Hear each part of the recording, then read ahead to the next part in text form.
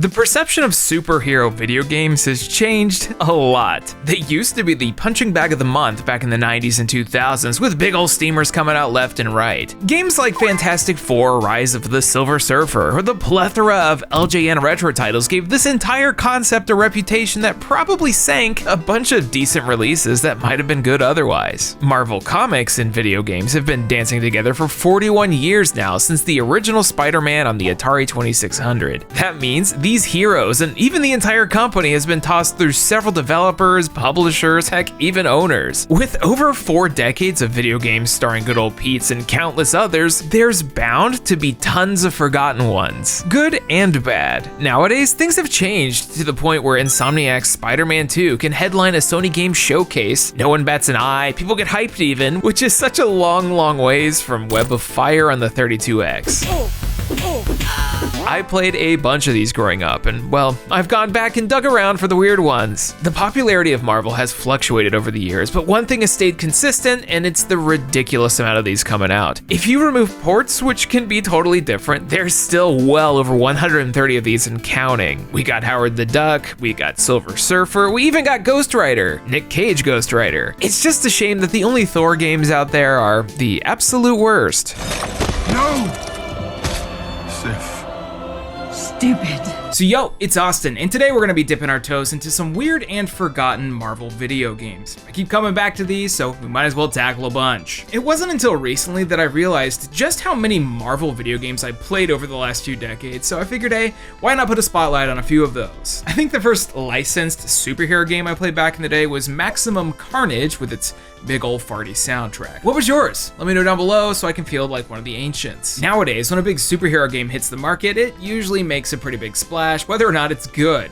And when they are good, they stand out. But in like 2005, there'd be so many of these coming out on like a bi-monthly basis that it's pretty much impossible to keep track of, so there's a lot of things to dive into. Some very middle of the road and others hidden gems. But before we get started, thanks to Jam City for sponsoring today's video. And special thanks to Universal Studios Licensing. If you ever need to take a random guess at something someone likes, it's usually a safe bet to pick dinosaurs and birthdays, and well, Jurassic World Alive is celebrating its 5th anniversary. That's 5 years of geolocation, dinosaur spotting, and PvP collection, and now's the perfect time to hop in or come back. Jurassic World Alive is a free-to-play battle RPG mobile game that's fast-paced and offers tons of dino buddies to collect via geolocation. You know, the thing we all wanted as kids. Jurassic World Alive is perfect for those who like intense battle gameplay And those looking to be on top. Just remember to put on your new walking shoes when you're going out looking for fierce new beasts. If I had a chance to play this as a kid, you know I'd be running around town like a heathen, just looking around town for the strongest dinosaurs possible.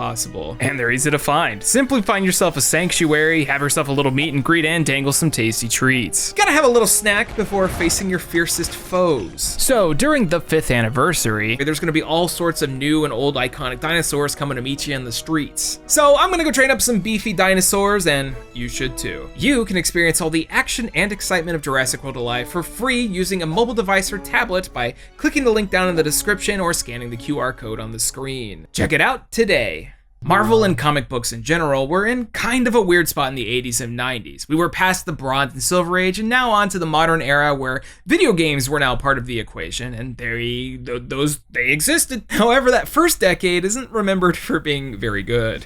How Howard the Duck got himself a video game before Captain America is beyond me, but it happened. Growing up, it seemed like there was a new Marvel video game every few months, and that's because there was. Both the X-Men and Spider-Man cartoons ruled the 90s, and you can be sure you'd get a trip with one of these two multiple times a year, which also meant that some of these things would go in one ear and out the other. Marvel teamed up with every publisher under the sun back then: Acclaim, Sega, Data East, Konami, Capcom, even lesser known ones like Arcadia Systems for the totally fondly remembered Silver Surfer. Any kid who had that probably became a Toho fan. Early Marvel games were bizarre. You had X-Men Madness and Murder World, turning the mutant gang into a late 80s King's Quest type of thing, or even the Quest Probe Apple II titles, which were classic text adventures where you'd tell Human Torture the Thing what to do. Don't forget about Captain America and the Doom Tube of Dr. Megaloman. Then we got LJN. If you aren't aware, LJN are responsible for some of the more notorious stinkers from the time. I've talked about a few of these in the past, like Uncanny X-Men and Wolverine Adamantium Rage.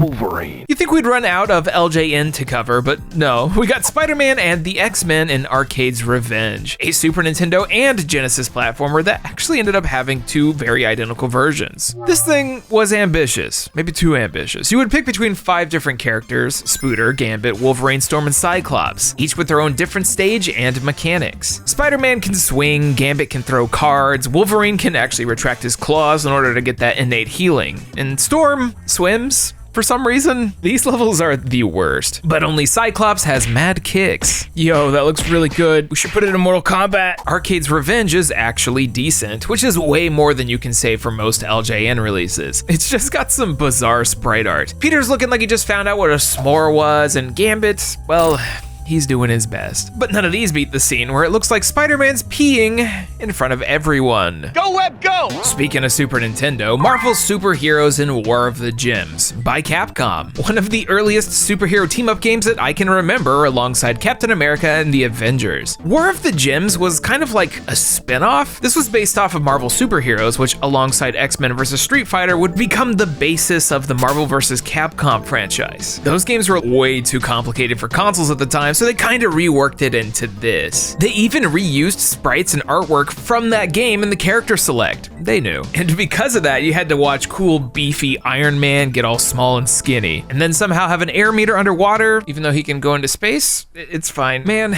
this thing ruled. It was prime mid-90s Capcom beat-em-up goodness. A fun poppin' soundtrack, clear objectives, and a good variety in character choice. Although it was a bizarre decision to have your characters actually die if you fail a mission. This thing was hard too. Each level was brutal, had a bare minimum of health pickups, no checkpoints, and if each character was out, that was it. Game over. I'm also not really sure how you make one of your villains evil Wolverine when you have so many cool options to pick from, but it is what it is. I could never beat this as a kid, and well, not much has changed in 2023. Well, besides the fact that I can now emulate arcade cabinets and play Avengers and Galactic Storm. Sorry y'all, I'm not buying a full cab for this. I don't really know what to call this art style, so I guess I'll keep calling it the 2D Sega Saturn until someone corrects me. As we've seen, superheroes are no stranger to arcades, beat-em-ups, and fighting games. Both Spider-Man the arcade game and the Punisher arcade release are top-tier beat-em-ups from the early 90s. Spider-Man even shifts into being a multiplayer platformer mid-level, but only Galactic Storm decided to have Iron Man and Thor as purely assist characters. The cast here is really weird, and while it's based on a specific run, it's such a weird setting for a game. At least we got Giant Man. What? I have no idea what they were going for with this, but I kind of love it. I mean, it's not good. It feels terrible. I would never play this over X-Men vs. Street Fighter, and it's also one of the ugliest games I've ever seen. But there's something about this era of fighting games when they didn't really know which visual style to go for that's so charming to me. It's like Killer Instinct, except all the colors are neon. It's pretty forgettable, and for good reason, but at least there's a story mode for those who want to see big ol' action figure Cap pose immediately after winning a fight. Really, there's just like an absurd amount of these mid-90s Marvel games that are just lost to time. Are the kiddos these days sitting around Googling Avengers and Galactic Storm? Probably not. But they should be looking up The Amazing Spider-Man Lethal Foes. If you haven't heard of it, I don't blame you. It was Japanese exclusive. Yeah, like a Japanese-only Super Nintendo game based on a Western superhero. It's not often that you see a company take on a property that doesn't make its country of origin, but Spider-Man Lethal Foes joins the rank of A Week of Garfield. Congrats. The main difference is Lethal Foes was pretty good. By all means, it shouldn't have been. The developer, Argent, doesn't have much to their name besides a few ports and simple series releases, yet they somehow made a solid beat-em-up platformer that used Spider-Man really well. He's got a bit of weight to him. Peter saunters around as you hold direction, and while he has to rev up, it doesn't feel overtly bad. The web swinging mechanics work in multiple ways and actually attach the surfaces. You can also crawl on the background. Like normally I would just expect the sides of walls, but I guess they were just showing off. Anytime you stand still, Spider-Man has an idle animation. You can see him breathing in and out through his suit, which has to be some Mode 7 trickery, but they didn't need to put that kind of effort in. Lethal Foes is cool. It's like a best of Spider-Man villain gauntlet as you go stage to stage beating the crap out of everyone in sight. You finish a level, you're greeted with the extremely sugoi Jonah Jameson. Gotta get the spider, des. The only complaints I have with this are the brutal time limits in certain levels. The second stage has you crawling the sewers for the lizard, and this map is lots of trial and error, and you only have 100 seconds to pull this off, which to me is crazy. These stages don't have checkpoints either, so if you're struggling your way through the boss only to get smashed, it's back to the beginning. Thankfully, there's a password system, which are just the last names of the villains, so you could probably guess your way to the end of the game. I think if the amazing Spider-Man Lethal Foes left the Super Famicom and made its way stateside, this would have been one of the games that time remembers fondly. But considering this thing now has several layers of inaccessibility with a developer that's been defunct for multiple decades, this one's kinda left in the dust. The 90s were seriously X-Men and Spider-Man heavy, just because that was what was popping off back then. You would get yourself a one-off Marvel hero game every now and then, but it was very rare in comparison. I mean, that's just what the kids were into back then. We'll come back to the X-Men in a bit, there's a lot there, but why not give the floor to someone like Iron Man? Good old Tony Stark's a weird one. He's been around forever, but was never really seen as a true A-lister until the MCU, so there weren't many Iron Man games prior to that. His first was Iron Man and Exo Manowar and Heavy Metal, a crossover with a relatively popular Valiant Comics character in 1996. This one kinda sucked. You can hear about it more in this video here. But if you're looking for a raw-ass just Iron Man game, the first we would get would be in 2002, The Invincible Iron Man for the Game Boy Advance. Developed by Taurus Games, who brought us every licensed children's thing under the sun, this game's a classic run and gun shooter, one with a boost button, Mega Man charge-ups, and Tony berating the less fortunate. Seriously, it sounds like he's shouting "you're poor" every time he jumps.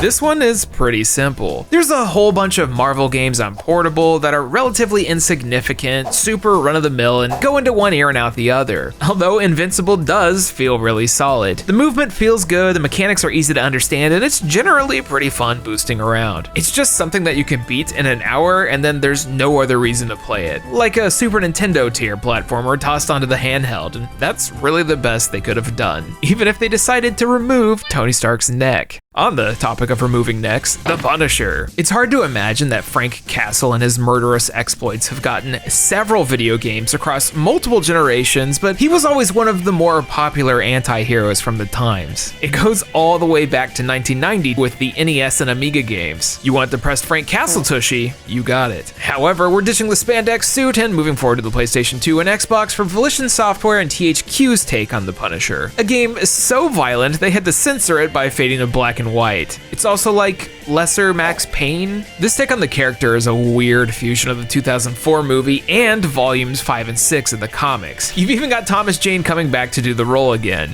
But it feels a day late and $1 short, as this released all the way in 2005. So it was technically behind compared to other games at the time, the controls were stiff, and playing this on a console was rough because the turning speed was slow. But regardless of that and the middle of the road reviews, it's still sold around 1 million copies and is considered a bit of a cult classic. You'd think that with 1 million strong it wouldn't be something that's forgotten, but considering that there was never a follow-up or port of any kind, it's just stuck in the past. It stood out by being this violent shooter with some interesting mechanics in a time where most superhero games were floaty and colorful, like Spider-Man delivering pizza. Beyond the third-person shooting and diving, Punisher's main thing is the interrogation mechanic. Frank needs info, he's gonna get it, and in the most threatening ways possible. And because this is an older video game, you can get points for it, and then brutally murder them, all while it fades away and is a little self-censor. This was Punisher's whole thing, and it was really unique. Some of the interrogations are more, over the top than others. Like one guy I'm just slamming down on the ground, and another I'm like, hey, that's a nice table saw. Would be a shame if it went into your face. It's just hard not to laugh nowadays at people calling this one of the goriest games of all time when I just watched the Mortal Kombat 1 trailer like 5 minutes before writing this. Oh, how time flies. I'm not gonna sit here and say that Punisher has a lot of heart because it's this freaking guy, but Volition's The Punisher is a really neat game, one that I think captures the tone and feel of the character in a good way. I just unfortunately find it hard to talk about without thinking about big sexy Kevin Nash.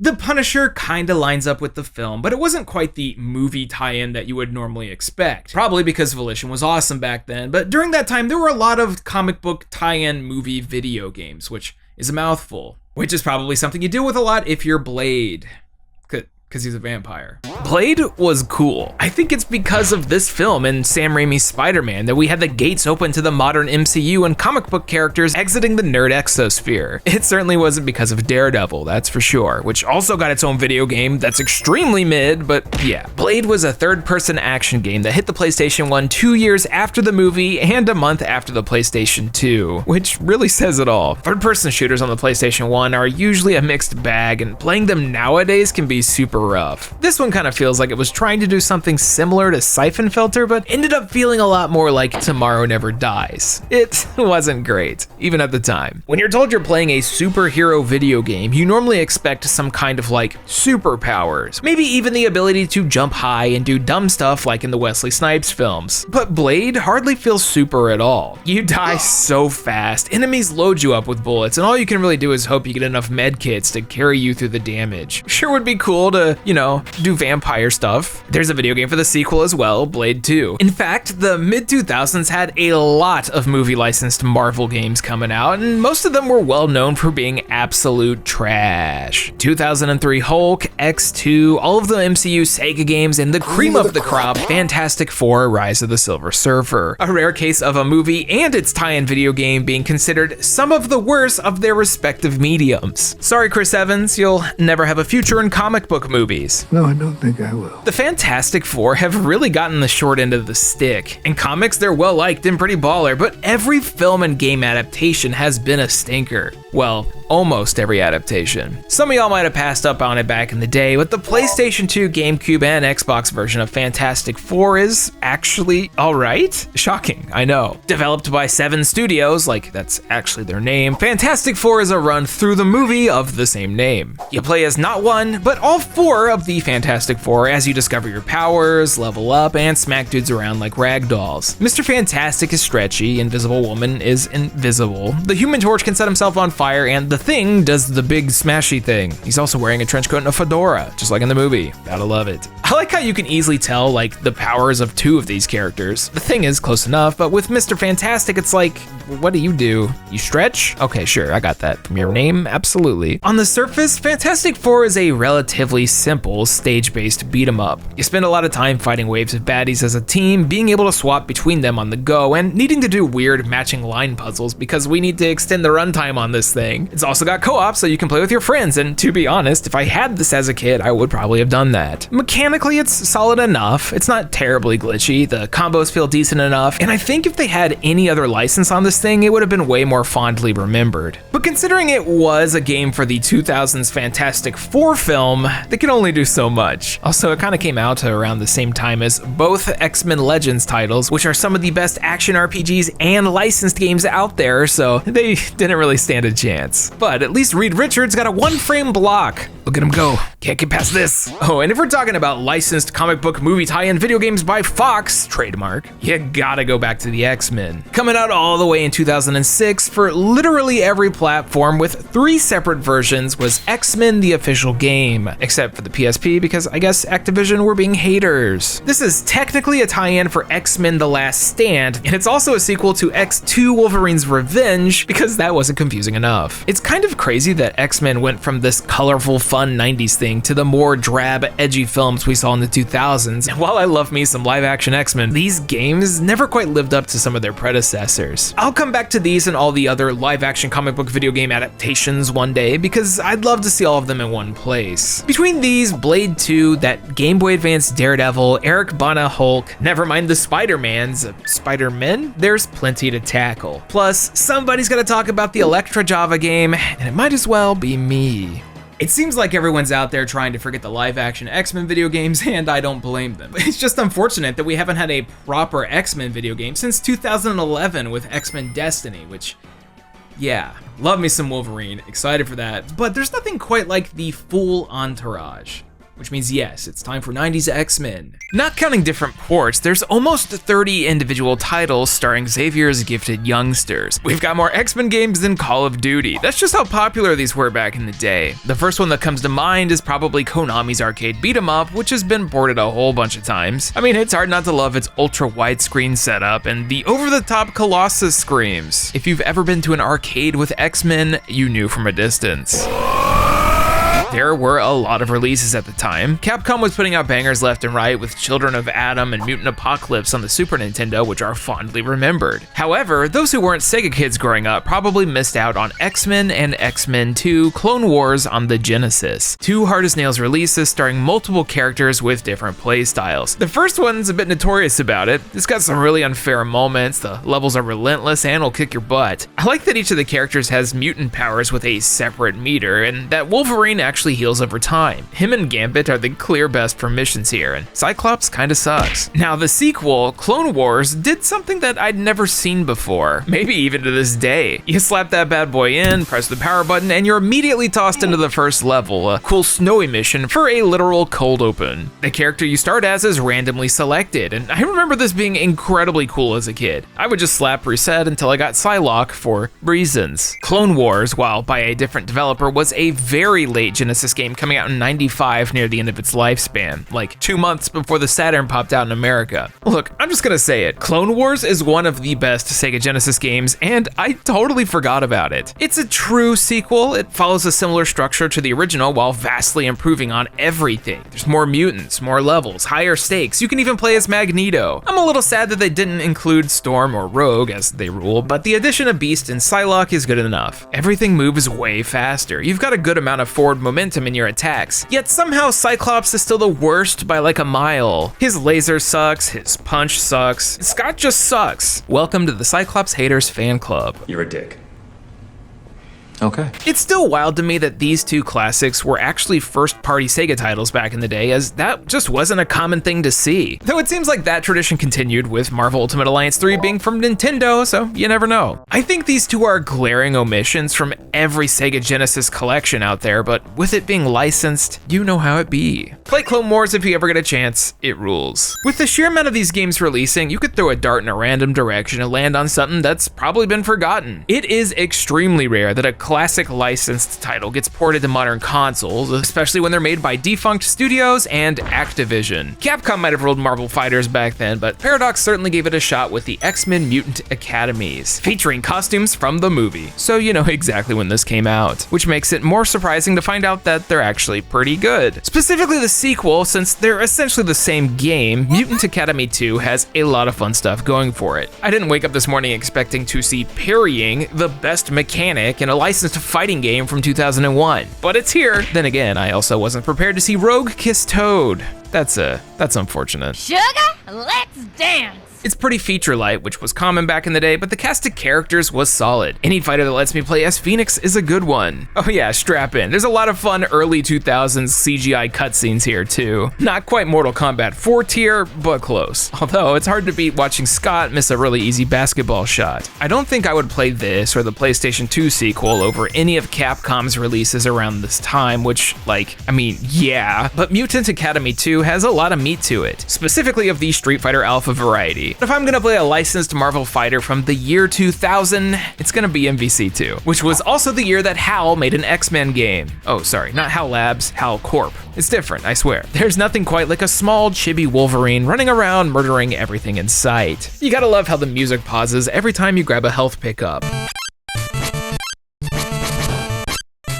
There were a lot of portable and console X-Men games that are now kind of lost to time, but there's only one more I want to talk about today. This one's strange. What happens when you make a superhero game where you don't play as a superhero? Well, you get X-Men: The Ravages of Apocalypse, a total conversion of Quake. Calling Ravages an X-Men game is kind of true. Originally a 3D model exercise and unofficial mod, this began life as some guy doing a thing for fun before being picked up by Marvel and rushed to store shelves in less than 3 months. Quake total conversions were pretty popular in the 90s. You'd need a copy or install of id's Quake before popping one of these things into the CD-ROM drive or downloading a zip file off the internet, replacing the files and becoming a totally new game. That's a vast oversimplification of the process, but these things were all the rage. People still make these things to this day because Quake rules, but X-Men Ravages of the Apocalypse was the first time you saw one of these with a big license on it. You just unfortunately don't play as any of them, and instead spend the entire game murdering them, or their clones. You play as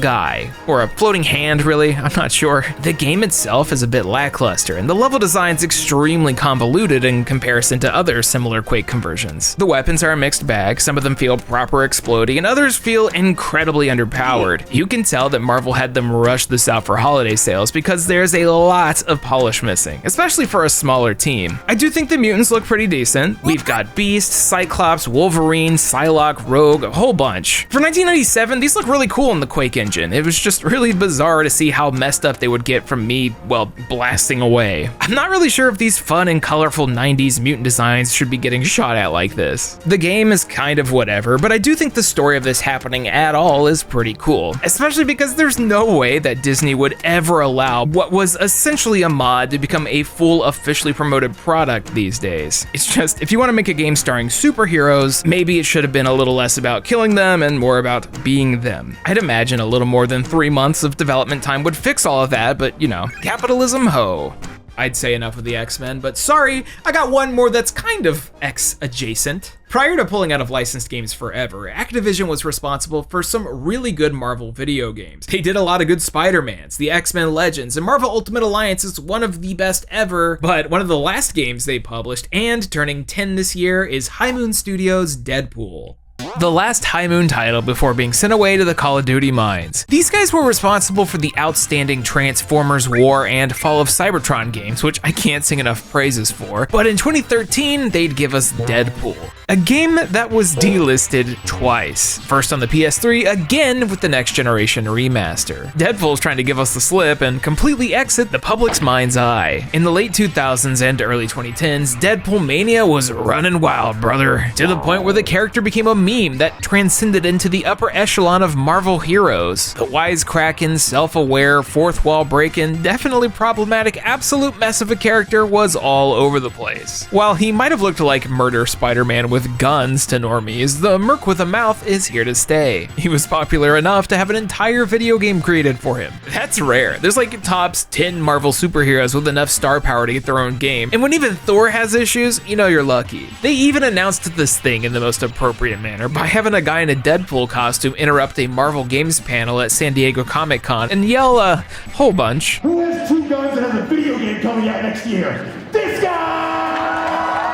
At the time, I wasn't really a fan of Deadpool, but I was a big fan of the studio. So it was really disappointing to see this thing finally come out like a wet fart. People were very meh on Deadpool, and the original PS3 Xbox 360 release had a lot of performance issues and didn't innovate on much at all. It was very rated M for mature, so you're automatically gonna cut your audience into a fraction. The humor ranged from genuinely funny to cringe and immature, and the gameplay wasn't anything to write home about. It kind of felt like a step below High Moon's peak. 2 years later, there's a port to the Next Generation, all of that gets delisted, and now we're just sitting here with a mediocre review score and a reputation that's like, well, that happened. I think it's better than that, though. I picked up the PlayStation 4 version, played it on a PS5, and it definitely runs better than the original release. It was also on PC, you just gotta get over the writing. Now let's roll out! Wrong franchise, buddy. Please, shotgun? Can you be more of a noob? That's the alleged $100 million budget at work, y'all. Nolan North brought Deadpool to life, and he went hog wild with the role. His Wade Wilson is on par with Ryan Reynolds. He's fun, just annoying enough, and the fourth wall tee-hee I'm in a video game comments are only mildly too much. The whole narrative here is interesting. It begins with Deadpool pitching a game to High Moon Studios, then bombing them, then hiring Nolan North to voice himself, and wow, I just said all that, huh? Well, that's how the actual game starts, before letting you run around your apartment and do mundane things. And this. So stupid. Deadpool does not take itself seriously at all, which is true to the character and comics, but also maybe that doesn't work too well with the video game. There's a lot of appearance from X-Men characters, and all of those mutants in true fashion hate Wade. I mean, it doesn't help that he's basically the biggest horn dog to exist in all of time and space. I will say, Psylocke, Domino, and Rogue fans stay winning. There's a scene where Rogue has to absorb Deadpool's powers to regenerate, and her first action afterwards is to do this. And that's pretty much what this entire game's about. Dated? Absolutely. Dumb? Yep. Charming? Yeah. Gameplay-wise, Deadpool kind of falls somewhere between Transformers and Nier. The third-person action is floaty, there's lots of little places to explore in levels, and the perspective will change out of nowhere. You can tell High Moon had a lot of fun designing levels because the whole lol so random waffles XD nature of Deadpool swings hard. It got a lot of cheap laughs out of me, and I just love Cable. He's just so upset. Also, Gambit's in this game. Hey, isn't that Gambit? What the heck is he doing here? Trying to muscle in on our action. So are his clones.